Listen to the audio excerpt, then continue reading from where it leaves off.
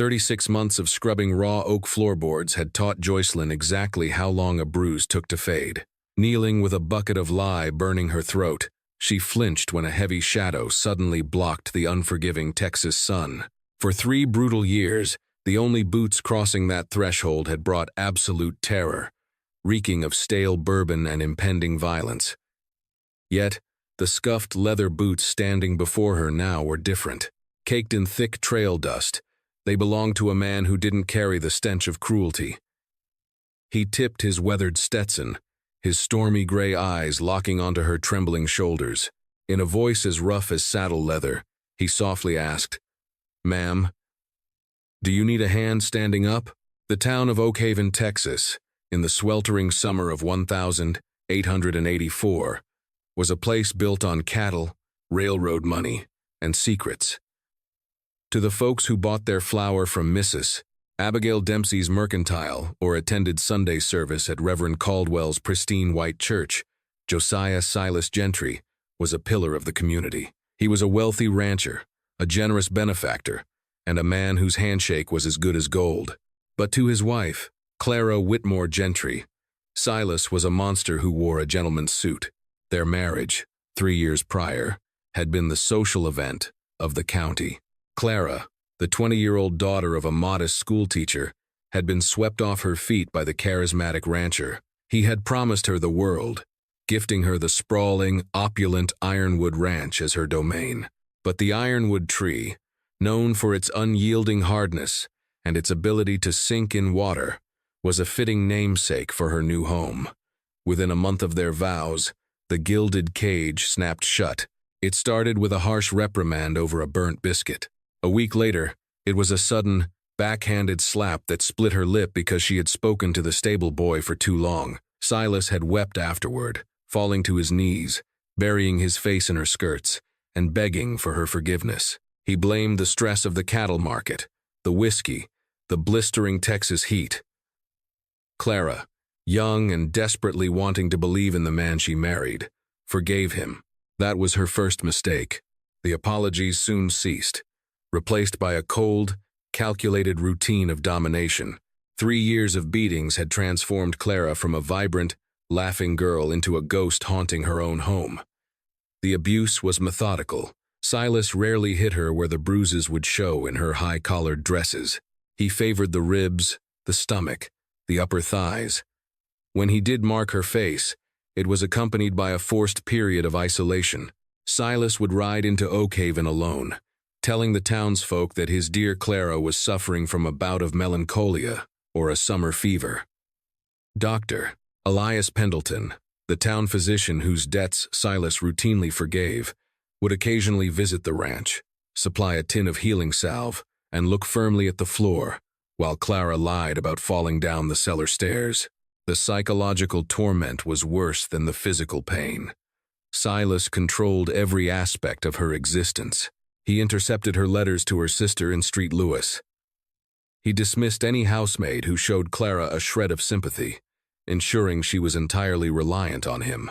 He would wake her in the middle of the night just to make her stand in the corner of the room, shivering in her nightgown, while he lectured her on the duties of an obedient wife until dawn. By the summer of 1884, Clara had accepted her fate. Survival meant silence. It meant anticipating his moods by the sound of his spurs on the porch, the way he unbuckled his gun belt, or the specific clinking sound of his crystal bourbon glass. She had learned to make herself small, to bleed quietly, and to bury her hope deep in the dirt of the Texas plains.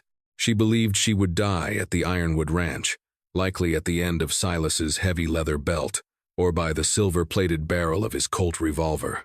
That was the reality of her life until the second Tuesday in August, when the unforgiving western sun brought a stranger to her door. He rode in on a dun quarter horse that looked as trail-weary as the man atop it. The midday heat was shimmering in waves off the dry earth, silencing even the cicadas.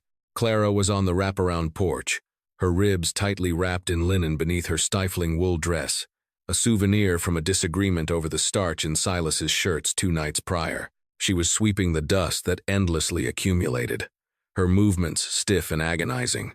When the rider approached, she froze, gripping the broom handle like a shield. Visitors to the ironwood were rare, and usually meant trouble. The man pulled back on the reins, halting his horse a respectful distance from the porch. He was tall, broad-shouldered, and lean, moving with a quiet economy of motion. Dust coated his denim trousers and his faded blue shirt.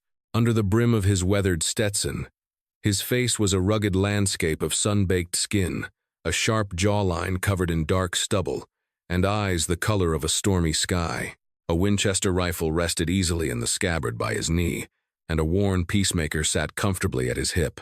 "Afternoon, ma'am," he said, his voice a low, rumbling baritone that seemed to vibrate in the heavy air. "Name's Wyatt Callahan. Was told in town that the ironwood might be hiring hands for the autumn drive." Clara kept her eyes averted, staring at his dust-covered boots. "Mr. Gentry is. He is in the barn. You will have to speak with him." Wyatt didn't move immediately. From his vantage point on the horse, he took in the picture before him. He saw the way the woman held herself, rigid and defensive. He noticed the slight wince when she shifted her weight, the unnatural pallor of her skin, and the faint, yellowish edge of a fading bruise peeking out from beneath the high lace collar of her dress. Wyatt had ridden with the Texas Rangers for 5 brutal years. He had tracked outlaws across the Comancheria and seen the darkest sides of human nature. He knew what fear looked like. This woman wasn't just afraid of strangers, she was afraid to breathe. "Much obliged, ma'am," Wyatt finally said, touching the brim of his hat. He gently nudged his horse toward the massive red barn. Inside the barn, Silas Gentry was inspecting a newly purchased thoroughbred. Silas was a handsome man in his late 30s, with impeccably groomed dark hair and a heavy, muscular build. He wore his wealth effortlessly, from his custom-tooled boots to his imported silk vests. When Wyatt introduced himself and asked for work, Silas sized him up with the arrogance of a king evaluating a peasant. "Callahan," Silas mused, chewing on an unlit cigar. "You look like a man who knows how to follow orders. I run a tight operation here. My men work hard, keep their mouths shut, and respect my property. You understand?" "I understand a day's work for a day's pay, Mr. Gentry," Wyatt replied evenly, his face unreadable. "Good. You can bunk in the far cabin. We start cutting the herd tomorrow." Silas turned back to the thoroughbred, dismissing him.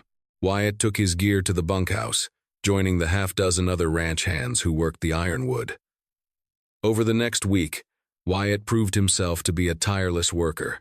He was a master with a lariat, had a calming effect on spooked horses, and rarely spoke unless spoken to. The other men respected his quiet competence, though they gave him a wide berth. There was a coiled tension in Wyatt Callahan, a sense that he was a man who had put his demons to bed but slept with one eye open just in case they woke up. But Wyatt's true focus wasn't the cattle. It was the ranch house. He became a silent observer of the dynamic between the wealthy rancher and his fragile wife. He watched how Clara would flinch when Silas raised his voice to yell at a dog. He saw the way she served dinner, keeping her head bowed, her hands trembling slightly when she handed Silas his coffee. He noticed that Silas never looked at her with affection, only with the cold, possessive glare of a man guarding his property. One evening, while fixing a broken wagon wheel near the kitchen door, Wyatt heard it, the heavy thud of flesh hitting the floorboards, followed by a sharp, stifled gasp.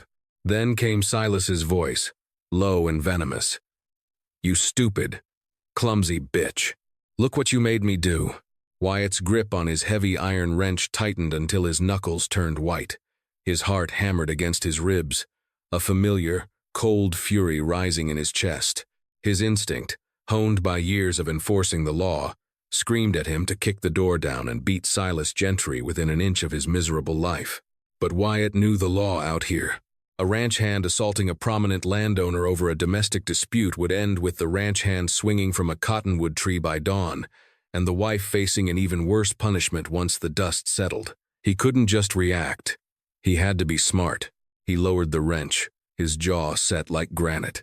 He made a silent vow in the fading Texas twilight. He wasn't going to just ride away from this. The breaking point, the moment the invisible lines drawn in the dust of the Ironwood Ranch were crossed, happened over something as fragile as porcelain. It was mid-September, and the heat was finally beginning to break, leaving behind evenings that felt thick and restless. Silas was entertaining two potential cattle buyers from Chicago. The dining room was suffocatingly formal, lit by a heavy crystal chandelier. Clara, as always, was expected to play the role of the gracious, invisible hostess. She wore a heavy velvet gown of deep emerald, despite the lingering warmth, to hide the fresh, dark purple bruising on her left shoulder, a punishment for taking too long to fetch Silas's boots that morning. Wyatt and another ranch hand, a young boy named Tommy, had been tasked with bringing in extra firewood and tending the horses of the guests.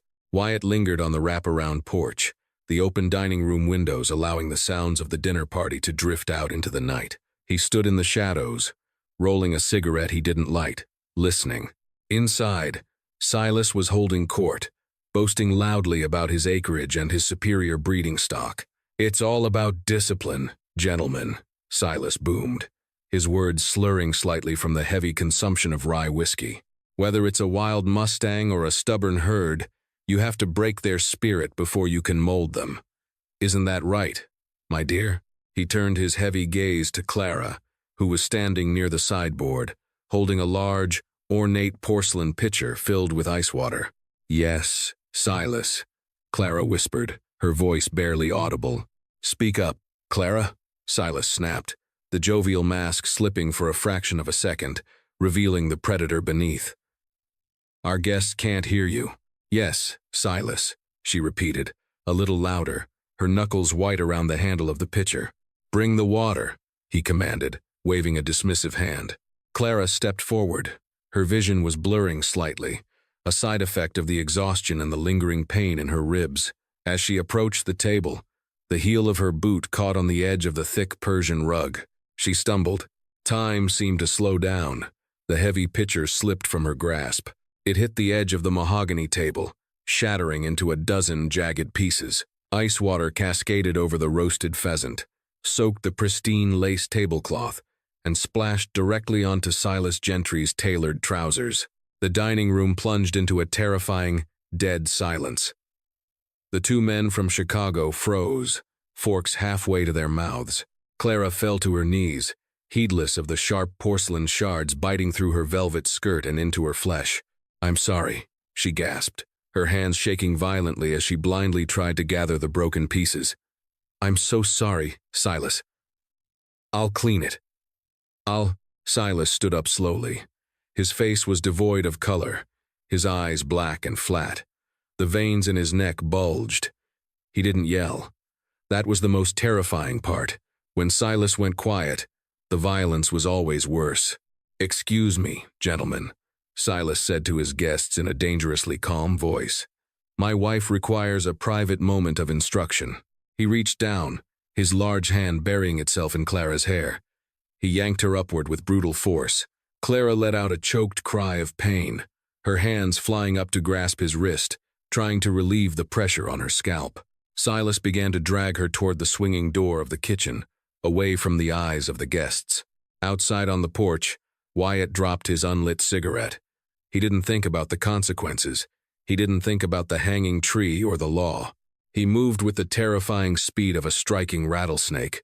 Before Silas could push Clara through the kitchen doors, the heavy oak front door of the house slammed open, banging against the interior wall with the sound of a gunshot. Wyatt Callahan stepped into the foyer, his spurs ringing out against the wood. He didn't have his rifle, but his hand was resting casually on the walnut grip of his Colt. His eyes bypassed the shocked businessmen and locked directly onto Silas. "Mr. Gentry." Wyatt's voice cut through the room, cold, hard, and commanding. It wasn't the voice of a hired hand. It was the voice of a man accustomed to holding the authority of life and death. Silas froze, his hand still tangled in Clara's hair. He turned, his face twisting in aristocratic outrage. "What in the hell do you think you're doing, Callahan? Get out of my house." Wyatt took two slow, deliberate steps into the dining room. He looked at Clara.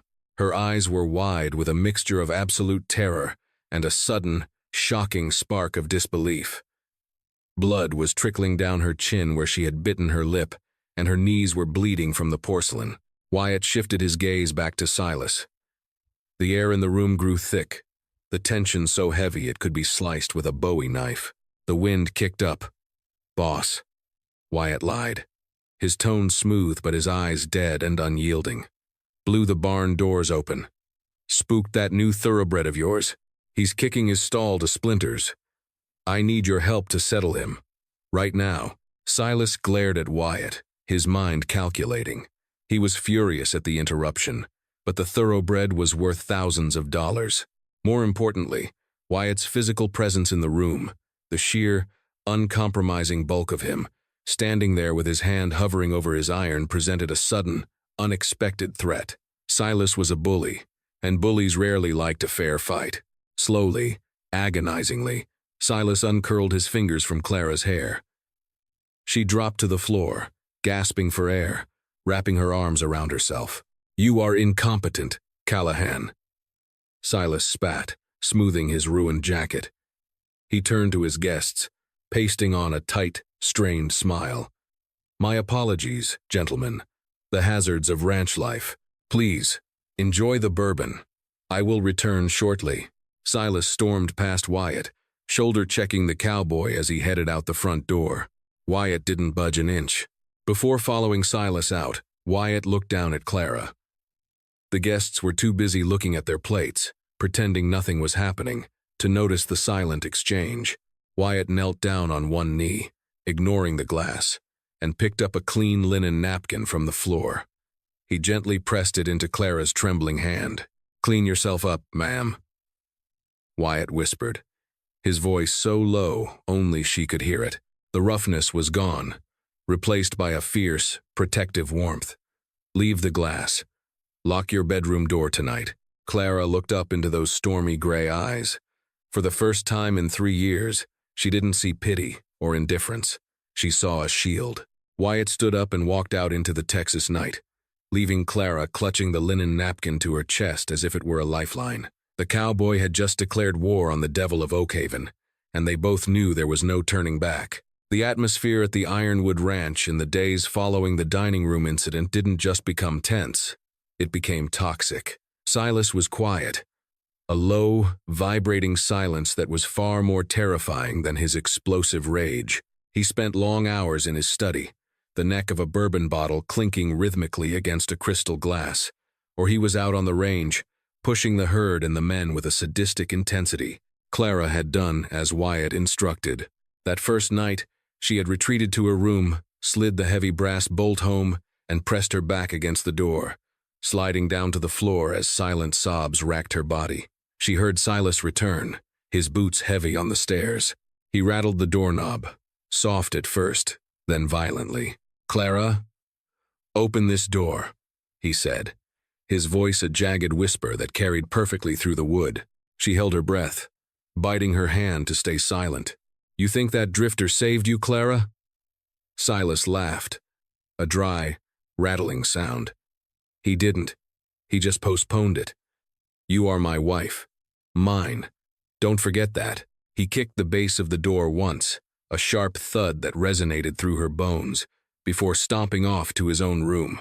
The next morning, the dynamic on the ranch shifted. Silas looked at Wyatt with open, murderous suspicion. He no longer saw just a competent hand. He saw a threat that had walked right into his dining room and countermanded his authority. Yet, Silas couldn't just fire Wyatt. The fall roundup was in full swing, and Wyatt was, unfortunately, the best horseman he had. To fire him now would jeopardize the drive and expose Silas's weakness to the other men. Silas Gentry was a man who played a long, cruel game. He would wait, and he would find the right moment to crush this drifter. Wyatt, knowing he was walking on a knife's edge, became even more hyper-vigilant. He did his work with chilling efficiency, his gray eyes constantly scanning the perimeter, always positioning himself between Silas and the ranch house whenever possible. He slept in the bunkhouse with his gun belt looped over the bedpost, listening to the breathing of the other men, wondering who, if anyone, was in Silas's pocket. The secret alliance between the cowboy and the prisoner began in the smallest, most desperate moments. 2 days after the broken pitcher, Clara was hanging laundry in the early morning frost. It was a chore she usually hated, her hands numbed by the cold water, her back aching. But today, the fresh air felt like a luxury. Wyatt rode past the laundry line, ostensibly to check the integrity of the garden fence. He didn't stop, didn't look at her directly, but as his horse ambled by, he dropped a small, folded piece of paper near a basket of clothespins. Clara waited until he was gone, her heart hammering. She scooped up the note and hid it in the pocket of her apron. Later, locked in the root cellar under the guise of counting preserves, she read it by the light of a lone candle. The handwriting was a rough, bold scrawl. Tuesday, 2 a.m. Back porch. Bring nothing but a sturdy pair of boots. No explanation, no promises, just instructions. Clara stared at the candle flame, terror fighting with a tiny, fragile spark of hope she thought had been extinguished years ago. To run was to risk everything. If they were caught, Silas wouldn't just beat her. He would kill them both. The thought of Wyatt Callahan, this stranger who had thrown himself into her nightmare dying because of her, made her sick with guilt. But then she remembered the sound of the doorknob rattling. She felt the ghost of his hand in her hair. She looked around the root cellar, which was just another dark box in the vast prison that was her life. She burned the note in the candle flame and scattered the ash into the dirt floor. The suspense of the following days was almost too much to bear. Wyatt needed to secure horses and provisions without raising suspicion. He couldn't use his own horse. It was too recognizable. He began making subtle overtures to young Tommy, the starry-eyed ranch hand. "That roan of yours is built for distance, ain't he?" Wyatt asked one afternoon, while they were mending a section of corral. Tommy, proud that the stoic Wyatt Callahan was talking to him, grinned. "Yes, sir. He can outlast anything in the ironwood remuda." "Good to know," Wyatt murmured. "A good horse can save a man's life." Wyatt began trading shifts with the other men, ensuring he would be on the night watch near the house on Monday night. He secured 2 pack saddles and stockpiled jerked beef and hardtack from the cook's wagon when no one was looking. He scouted a route north, through the rugged canyons that led away from Oakhaven and toward the Oklahoma Territory. It was treacherous country, but it was the one place Silas Gentry's money and influence wouldn't hold sway. Meanwhile, a twist was developing in Oakhaven. Sheriff Brody Miller, a man with a fondness for Silas's expensive whiskey and a lack of curiosity regarding the Ironwood Ranch, was replaced. The new sheriff, Samuel "Sam" Bullock, was a hard-nosed, direct import from Kansas, bringing with him a reputation for being entirely incorruptible. He began asking questions around town about Dr. Pendleton's frequent, undocumented visits to Ironwood. Silas, sensing a new kind of threat, became even more volatile, pushing his agenda to break Clara before this new lawman started digging too deep. Monday night arrived, bringing with it a low cover of heavy, dark clouds perfect for an escape. At 1:45 a.m., the Ironwood Ranch was dead silent, save for the crackling of the guard fires and the occasional lowing of the herd. Clara lay in her bed, fully dressed beneath her nightgown. She wore a dark, woolen dress and her heaviest riding boots. She hadn't slept a wink. Every sound, the creak of the house, the wind whistling through the ironwood trees, sounded like Silas approaching. She slid out of bed, careful not to make the old floorboards groan. She removed her nightgown, folding it neatly on the bed, a final, absurd act of domestic obedience. In her hand, she clutched a heavy brass candlestick she had taken from the parlor. It was pathetic protection, but it made her feel less helpless. She unlocked her bedroom door, the sound of the bolt withdrawing seeming to echo like a cannon shot in the silent hall. She crept down the main stairs, skipping the step that always squeaked. The air in the foyer was stale, smelling of old tobacco and malevolence. She made it to the kitchen. The back door was heavy, its hinges neglected. She eased the latch upward. "Going somewhere, Clara?" The voice came from the dark corner of the kitchen, near the potbelly stove. It was calm, conversational, and utterly terrifying. A match flared, revealing the face of Silas Gentry. He was sitting in a wooden kitchen chair, a half-empty bottle of rye between his knees, a shotgun resting across his lap. Clara stopped, her heart stopping with her. The brass candlestick slipped from her numb fingers and hit the flagstone floor with a heavy, ringing clang. I was going to get some water," she whispered, the lie dissolving the moment it left her lips. "In your riding boots? With a packed dress under your wool?" Silas stood up, the shotgun barrels glinting in the low matchlight. He took a slow step toward her. The alcohol on his breath was overpowering. "I knew you were stupid, Clara. I didn't think you were suicidal. Silas, please," she begged, backing away until her spine hit the heavy oak counter. "You really thought that drifter could get you out?" "He's probably halfway to the border by now, laughing about the foolish woman who thought he cared." Silas shook his head, a grotesque pantomime of sadness. "This breaks my heart, Clara. Truly it does. It means I have failed as a husband to teach you your place." He raised his hand. Clara closed her eyes, tensing for the blow that would likely kill her this time. Silas didn't want to instruct her. He wanted to obliterate her. The back door exploded inward. It wasn't unlocked. It was kicked off its rusted hinges with a thunderous impact that sent wood splinters flying. Wyatt Callahan burst into the room, his peacemaker drawn and cocked. He didn't say a word. He didn't issue warnings. He shot to kill. The first muzzle flash lit the kitchen. The heavy, .45 caliber bullet was aimed true, but Silas, drunk as he was driven by a feral instinct. He threw himself sideways as Wyatt kicked the door, the bullet intended for his heart tearing through the fleshy meat of his shoulder instead. Silas roared in pain and fury, dropping the shotgun. He lunged across the kitchen table, using his bulk to tackle Wyatt before the cowboy could fire a second shot. They crashed to the floor in a brutal tangle of limbs and violence. Wyatt was a lean, conditioned brawler, but Silas was heavy with rage and fueled by whiskey and pain. They wrestled on the floor, punching, gouging, and scratching. Wyatt's revolver was knocked from his hand, skittering across the flagstones toward the stove. Clara watched, paralyzed, as the two men fought for dominance.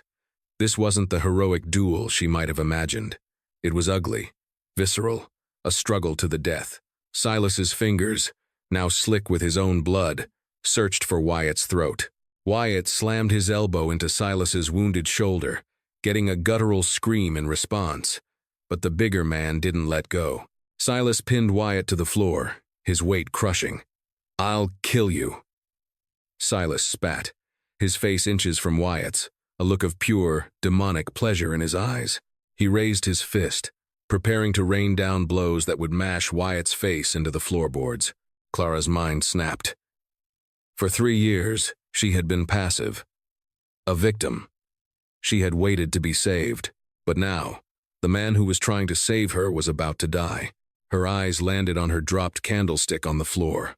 It was heavy brass, ornate, and solid. She didn't think. She acted. She scooped up the heavy candlestick, gripping it with both hands. She stepped forward, raising it high above her head. Clara Whitmore Gentry, the woman who was afraid of her own shadow, brought the candlestick down with every ounce of strength she possessed. The heavy brass struck the back of Silas Gentry's skull with a sickening crunch. His eyes rolled back in his head. His heavy body went instantly limp, collapsing onto Wyatt with a heavy thud. The kitchen went dead silent, save for Wyatt's ragged, gasping breaths as he struggled to shove Silas's heavy body off his chest. Clara stood over them, the candlestick still clutched in her white-knuckled grip, her chest heaving. She stared at the man she had just struck down, the man she was terrified of, the man who was now lying in a pool of his own blood in the middle of her kitchen. The silence was broken by the sound of boots on the porch. Tommy, young and terrified, poked his head through the ruined doorway. "Mr. Wyatt? I heard shots. I have the horses." But the boy froze, his eyes widening as he saw the scene in the kitchen. Wyatt sat up, wiping blood from his mouth. He looked at Silas, then he looked up at Clara. He saw the shift in her eyes. The terror was still there, yes, but it was being pushed back by something else, a flicker of resilience, a realization that she was not powerless. Wyatt stood up, his body aching, his shoulder beginning to swell. He gently took the candlestick from Clara's hand and set it on the table. "He ain't dead," Wyatt said, checking Silas's pulse. "He's got a head like a rock, but he's going to have a hell of a headache when he wakes up, and we can't be here when he does." He turned to Tommy. "Get the roan and the bay. Now, son, and Tommy, you see nothing, you hear nothing tonight. You understand?" The boy nodded violently and disappeared into the night. Wyatt grabbed a heavy kitchen towel and began wrapping his hand around the gaping wound on Silas's shoulder. He didn't want the man to bleed out. Dying was too easy for a man like Silas Gentry. He needed to be brought to justice by Sheriff Bullock.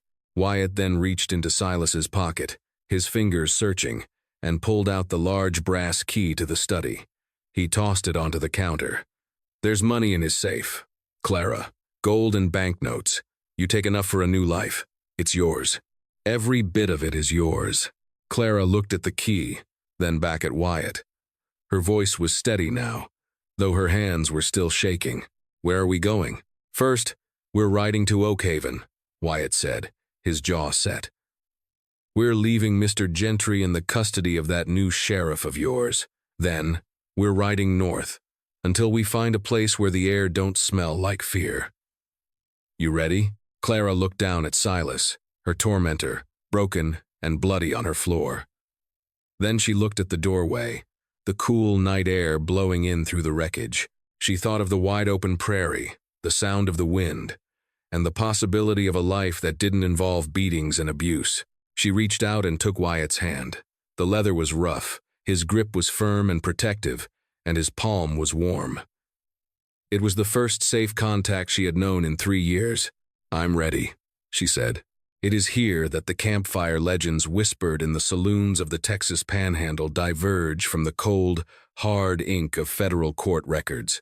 To understand the true gravity of this history, one must look past the folklore. The names Clara and Silas were mere aliases, woven into local mythos decades later to protect surviving descendants from the scandal.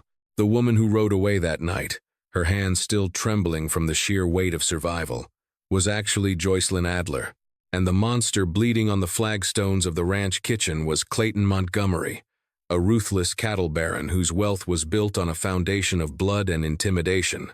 Wyatt Callahan, however, was exactly who he claimed to be, a man who had seen too much darkness to let a sliver of light be extinguished. The ride north was a grueling, bone-rattling descent into the unforgiving wilderness of the Texas hill country. For the first 48 hours, they did not stop, pushing the roan and the bay to the absolute edge of their endurance. Joycelyn rode with a desperate, white-knuckled grip on the saddle horn, every snap of a twig sounding like a gunshot in her ears. She expected to see Clayton's men cresting the horizon at any moment, rifles raised. Wyatt led them through treacherous limestone canyons and across swollen, muddy rivers, intentionally choosing the hardest paths to mask their tracks. He was a phantom in the brush, stopping only to listen to the wind or to gently urge Joycelyn onward. On the third evening, as a heavy, bruised dusk settled over the plains, Wyatt finally called a halt near a shallow creek concealed by heavy cottonwoods.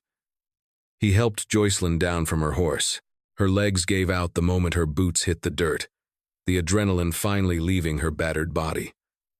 Wyatt caught her before she fell, his strong arms easing her to the soft bank of the creek. "We rest here," he said softly, his voice a low rumble that cut through the silence of the wilderness. "We've crossed the county line. He ain't right behind us." For the first time since the night she struck her husband down, Joycelyn wept. It wasn't a gentle crying.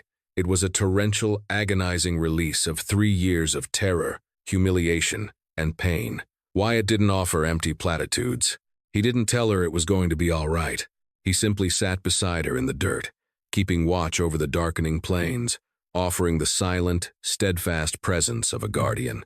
Back in Oakhaven, the devil had awoken. Clayton Montgomery had survived the blow to his skull, though it left him with a jagged, ugly scar and a blinding, localized pain behind his right eye. When he regained consciousness and found his safe emptied, and his prized horses gone, his rage was biblical. He did not go to the new, incorruptible Sheriff Samuel Bullock. Clayton knew the law would ask too many questions about the bruises on his wife's body and the bullet hole in his kitchen wall. Instead, Clayton turned to the shadows. He sent telegrams to Dodge City and Fort Worth, calling in favors and offering an exorbitant bounty, $5,000 in gold, for the safe return of his stolen property. And the head of Wyatt Callahan, he hired a tracker named Deacon Jack, a man infamous for hunting down fugitives with a pack of vicious hounds and a lack of moral compass. As the days turned into weeks on the trail, a profound transformation began to take hold of Joycelyn. Stripped of the velvet gowns and the suffocating walls of the ranch, she began to find her footing in the wild. Wyatt became her teacher. He showed her how to skin a rabbit, how to build a fire that wouldn't produce a visible column of smoke, and most importantly, how to shoot. He placed his heavy Winchester rifle in her hands. "A man like Clayton Montgomery doesn't stop, Josie," Wyatt told her one afternoon, using the nickname that had naturally evolved between them. "And I might not always be standing between you and the door. You need to know how to save yourself." She practiced until her shoulder was bruised black and blue from the recoil, but her aim grew steady. The fear that had once paralyzed her was slowly replaced by a cold, hardened resolve. She watched Wyatt, admiring the quiet dignity with which he carried himself. Between the gun smoke and the campfire light, an unspoken bond was forged, a deep, resounding love built not on grand, romantic gestures, but on mutual survival and profound respect. But the vastness of the prairie could not hide them forever. The storm was catching up. They had reached the jagged edge of the Indian Territory, a lawless, untamed expanse of deep ravines, twisted mesquite, and towering limestone ridges. It was a landscape that offered neither comfort nor mercy, which made it the perfect sanctuary for those who had run out of both. It was a bitterly cold November morning. A heavy, silver fog clung stubbornly to the ground, wrapping the scrub brush in a damp shroud and chilling the marrow of their bones. Wyatt was up before the dawn, his breath pluming in the frigid air as he quietly saddled the roan in the bay. Joycelyn sat near the ashes of their meager campfire, wrapping her hands around a tin cup of black coffee, listening to the deep, resonant silence of the wilderness. Then, the silence shattered. It started as a low, mournful sound carrying on the shifting wind, but within seconds, it sharpened into a frantic, rhythmic baying. Bloodhounds. Wyatt froze, his hand tightening on the cinch strap of his saddle. His gray eyes, usually so calm and unreadable, hardened into chips of flint. He turned to Joycelyn. He didn't need to speak. The grim set of his jaw told her everything she needed to know. The storm had finally caught up to them. "They're here," Wyatt said, his voice a low, urgent rumble. He pulled his heavy Winchester rifle from its leather scabbard and tossed it to her. Joycelyn caught it, the cold iron and polished wood grounding her instantly. "Mount up. We make for the high ground." They abandoned the coffee and the camp, kicking the horses into a desperate, scrambling gallop. Wyatt led them toward a narrow, treacherous gorge, known to the outlaws and drifters of the territory as Dead Man's Creek. It was a natural bottleneck, walled by steep, unforgiving embankments of loose shale and granite. It was a terrible place to be cornered, but an excellent place to make a final stand if you had absolutely nowhere left to run. And their road had officially come to an end. They spurred their exhausted horses up the steep, winding path, rocks clattering loudly down into the canyon below. As they reached a plateau halfway up the embankment, Wyatt signaled for her to dismount. The horses were lathered in sweat, their sides heaving. Below them, the morning sun finally began to burn away the thick fog, parting the silver curtain to reveal the nightmare they had been running from. It wasn't just the ruthless tracker, Deacon Jack, and his pack of snarling hounds. Clayton Montgomery had come himself. He sat atop a massive, night-black stallion, a dark stain against the pale morning light. His right arm was bound tightly in a dark sling from Wyatt's bullet, but he commanded his horse with brutal efficiency. Flanking him were 6 hardened mercenaries, men with cold eyes and heavy gun belts, paid handsomely to bring back a runaway wife and the head of the man who helped her flee. Joycelyn. Clayton's voice boomed up the canyon walls, echoing with a terrifying, absolute familiarity. It was the same voice that had ordered her into corners, the same voice that had whispered threats in the dark, the same voice that had dictated every breath she took for 3 agonizing years. "There's nowhere left to run," Clayton bellowed, his horse prancing restlessly in the muddy water of the creek bed below. "Send the cowboy down, and I might let you live to see the inside of your bedroom again." The sheer, breathtaking arrogance of the demand hung heavy in the cold air. Jocelyn felt her stomach twist, a phantom pain throbbing in her ribs at the memory of his boots. But as she looked down at the man who had been her tormentor, she realized something profound. Her hands, gripping the Winchester, were completely steady. The paralyzing, suffocating terror that had defined her existence at the Ironwood Ranch was gone. In its place was a cold, hard, unyielding fury. Wyatt positioned himself behind a massive, weather-beaten granite boulder near the edge of the plateau. He smoothly checked the cylinder of his peacemaker, ensuring every chamber held a deadly promise. He looked over at Jocelyn, who was crouched behind the thick trunk of a fallen, lightning-scarred cedar log 10 yards away. "If I go down, Josie," Wyatt said, his voice carrying clearly over the whispering wind, devoid of fear but heavy with dark reality. "You don't stop shooting, and you don't surrender. You understand?"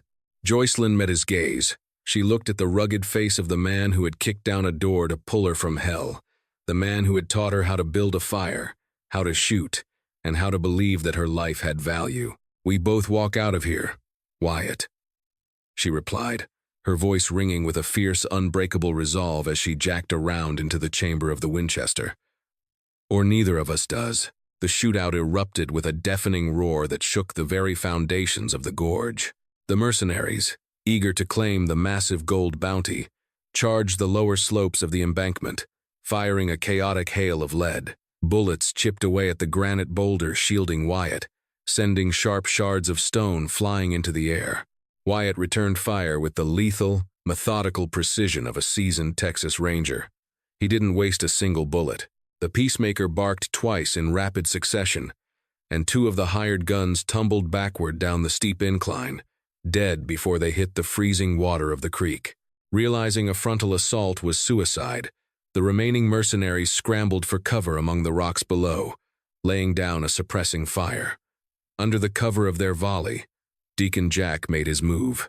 Moving with rat-like cunning and astonishing speed, the tracker abandoned his hounds and began scaling the loose shale to Wyatt's left flank, completely unseen by the cowboy. Deacon Jack crested the ridge, a cruel smile stretching across his scarred face. He raised his heavy, double-barreled shotgun, aiming directly at Wyatt's exposed back. Jocelyn caught the movement in her peripheral vision. Time seemed to drag to an agonizing crawl. The memory of the kitchen floor, the feeling of being trapped, helpless, waiting for the blow to fall, threatened to seize her muscles. But she refused to be a victim, ever again. She inhaled sharply, drawing the icy morning air deep into her lungs, and banished the ghost of the terrified girl she used to be.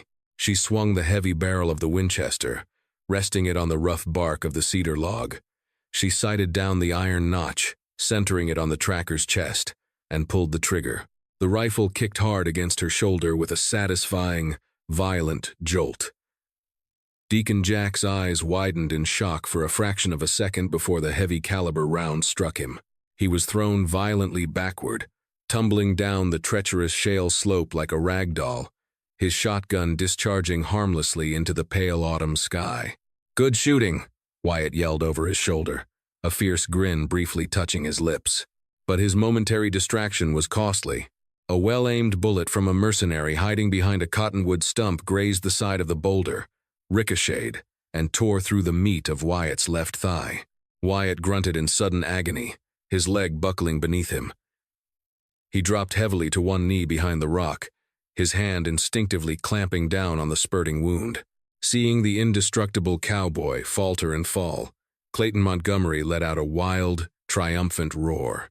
The cattle baron kicked his spurs brutally into the flanks of his black stallion. He charged recklessly up the embankment, completely abandoning cover. He wanted to finish the drifter himself.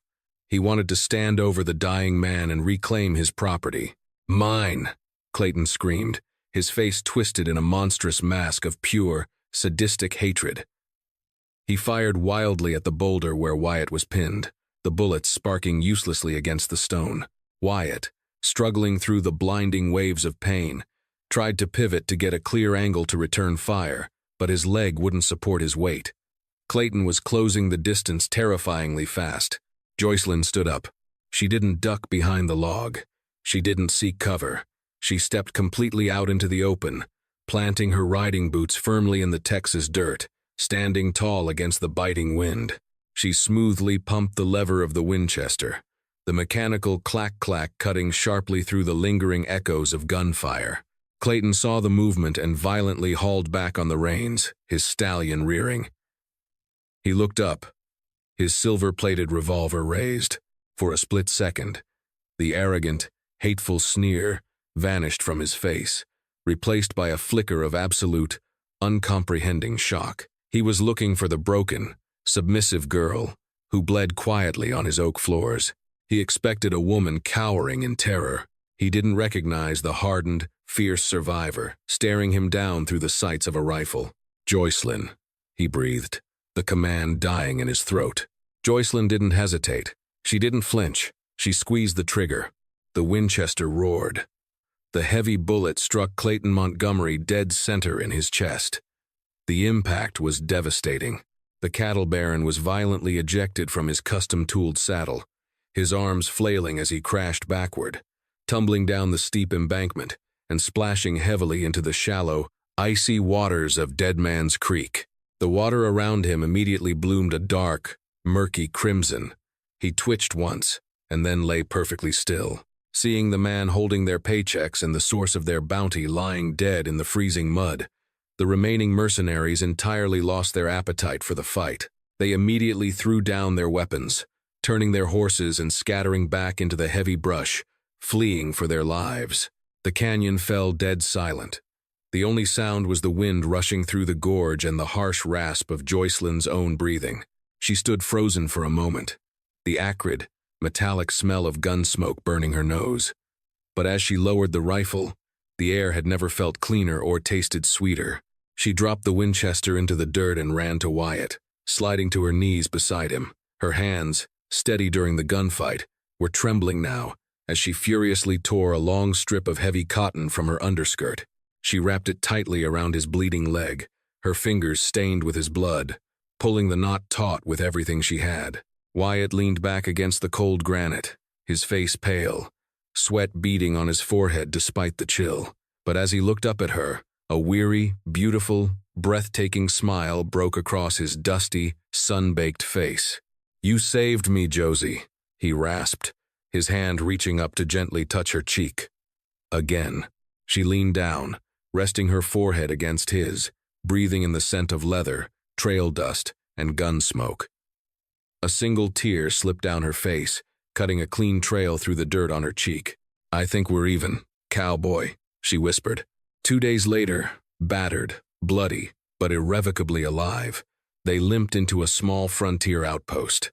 There, they were intercepted by a heavily armed posse led by none other than Deputy U.S. Marshal Heck Thomas. The legendary lawman had been tracking Deacon Jack and his gang of cutthroats across 3 states for months. Upon hearing their harrowing tale, and after dispatching deputies to verify the bodies lying in Dead Man's Creek, Marshal Thomas sat them down in the back room of the local saloon. He listened to the reality of the Ironwood Ranch, his weathered face grim. When the story was finished, the marshal provided them with official federal pardons for the shootout, noting precisely in his ledger that justice, though severely delayed and terribly bloody, had indeed been served. Joycelyn and Wyatt did not return to the sprawling, cursed plains of Oakhaven. They rode further north, deep into the untamed territories, eventually buying a small, quiet piece of land nestled in the foothills of the sweeping mountains. They built a modest timber cabin. It wasn't a sprawling mansion with crystal chandeliers and mahogany tables, but it was filled with something infinitely more valuable. It was filled with laughter, the crackle of a warm, safe hearth, and the deep, abiding peace of a hard-won freedom. The ironwood cage was broken and buried forever, shattered by the courage of a woman who finally learned to stand her ground, and the cowboy who stood beside her. Joycelyn Adler's transformation from a broken captive to a fiercely independent survivor is a testament to the enduring strength of the human spirit. True history is often darker than fiction, but the hard karma that found Clayton Montgomery proves that cruelty eventually meets its match. Their fight for freedom in the unforgiving West remains a powerful story of resilience and redemption.